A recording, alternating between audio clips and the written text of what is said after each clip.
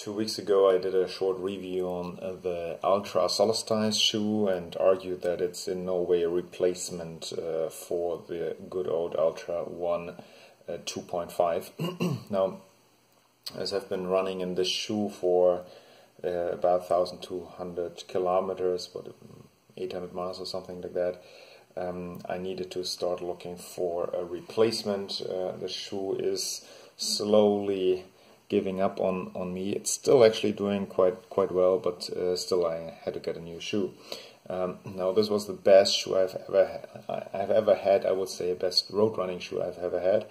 I never got any blisters. The first time I put them on was on a 100k run. I never had them on before. I swapped shoes I think after 20 kilometers. And I ran the Ultra Paradigm 1.5 back then. After 20 kilometers I put this shoe completely unused. You should never do that. Never test it. I put them on and I drove them home for the remaining 80 kilometers without any blister, any issue, nothing. And since then this has been my favorite shoe.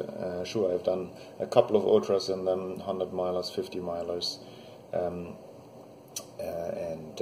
other distances. So now, since the shoe is slowly giving up on me, I needed to get a replacement. Unfortunately, the new Ultra 1 is in no way a continuation of the old Ultra 1. It's heavier, it's less cushioned, its whole sizing is also different. So, desperately looking for replacement, I finally settled here on the Altra Escalante. An excellent shoe, very comfortable shoe, also fast shoe, a lightish shoe. Well, I have bought this shoe in a running store in Boston. A very great store that they have down there at the finish line of the Boston Marathon. I put it on, and I think the next day I was running a back-to-back marathon, so 80, I think it was like 90 kilometers or so that I was running in that shoe. Never tried the shoe before, put it on, had a similar experience as back then with the Ultra 1 shoe. So no blisters, no issues, no nothing, even after 90 kilometers of non-stop running. So I can really highly recommend the Altra Escalante. Is the Altra Escalante better than the Ultra 1? No, no, no. If I would have a choice, if they would still produce this shoe and had to decide between this one or this one, it's a no-brainer. I would go with this one. Absolutely no-brainer. This is the better shoe. Now, size-wise, sorry, not size-wise, weight-wise. Weight-wise, this shoe in size US 10.5, with the one you always had to size up because it was basically wrongly sized. This is 11.5, this is 10.5, but they are the same size. So the Escalante 10.5 weighs 248 grams. I just weight scaled them again. So 248 grams, basically 250 grams in my size. The Ultra 1, 200 grams in my size. This is significant. I mean, this is a fourth, 25% heavier than this shoe. And they even don't continue this shoe. So for Ultra customers, it's a great shoe, but it's in no way a continuation of this shoe. The continuation, the official continuation of this shoe is even less a continuation of this shoe. So if you want to run in Ultra shoes, if you want to have a shoe that is light, that is fast, and that is somehow gets you to a similar experience of the Ultra 1 2.5, this is your only option at the moment, the Altra Escalante. You won't get disappointed by it. It does the job very well. It's a very comfortable shoe. I like it very much. It's just heavier. So that's what it is. It's just heavier. That's number one. And number two, another difference regarding the feel of the shoe is that this IXO foam that they use, it's a great foam. It's really comfortable.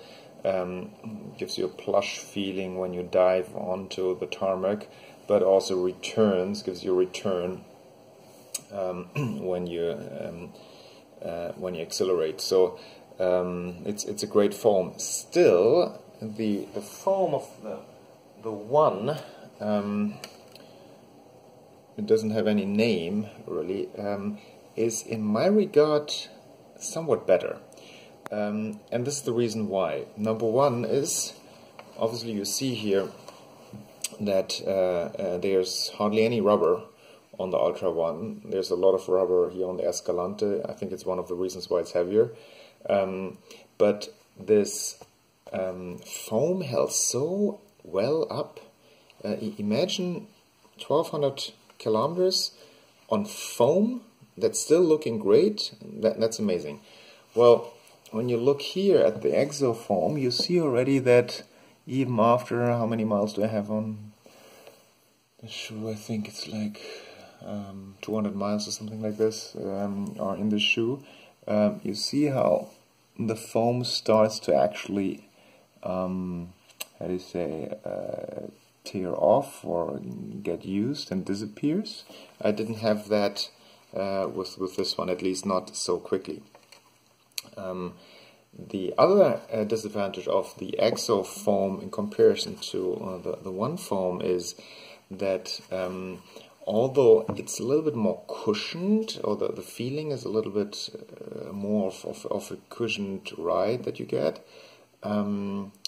it does in comparison to this foam, it seems to suck a little bit energy out of the body, just a little bit, and you don't feel that before you haven't run 30-40 Ks.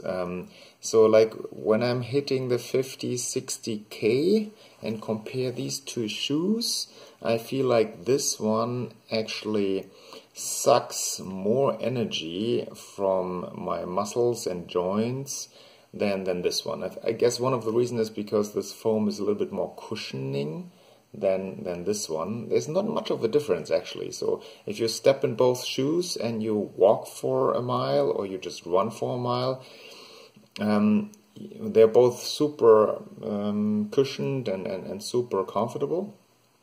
But after longer distances, this foam is better in my opinion. Okay, well, that was a short review on those shoes. Actually, this one is also more expensive than the Altra one. I think this is $130, while I got the one in, I think, $110 when they were back out there. Altra, please reproduce this shoe or make a better version out of this shoe. But so great that we have this option out there as well. Well, see you. Bye-bye.